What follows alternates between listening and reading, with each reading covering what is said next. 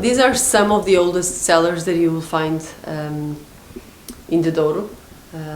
Here, we don't, we're not open to the public, so they're not available for everybody to see. But hopefully, one day we could show this to the world. But I'm happy to show it to you already.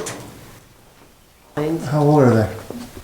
Well, these walls, the walls in the main house, it goes back to 1727.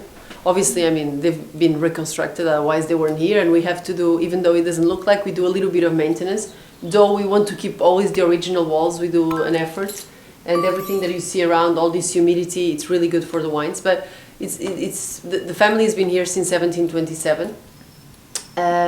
We were grape growers initially, so we not always made wine.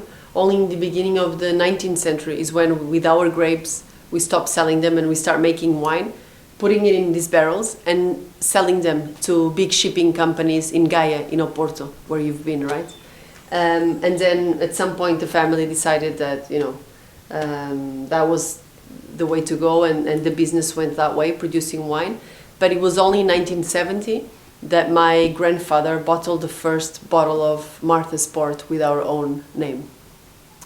But we had stocks at that time. He was selling 1931, 1956, all single harvest. So my family never did a vintage. The first year we did a vintage that we convinced my dad to do it was 2016. You will taste it.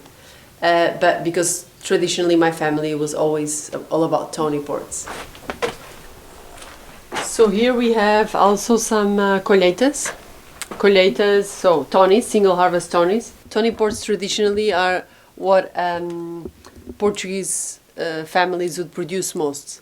And the vintages or the ruby styles are traditionally more from foreign-owned companies, like there are now in the Douro. They've been here for many generations, but the baseline, it's a foreigner company.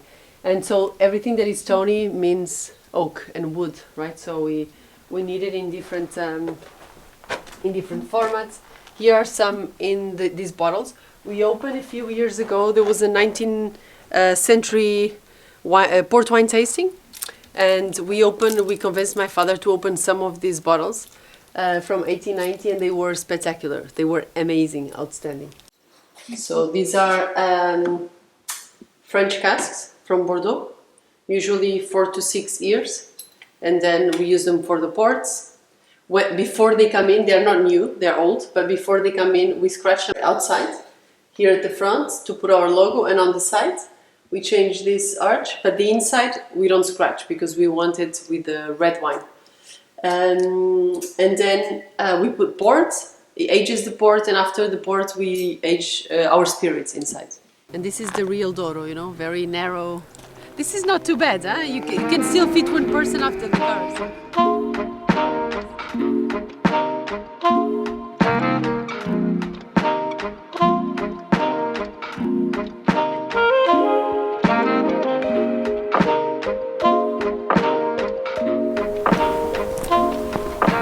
You see this beautiful color that is already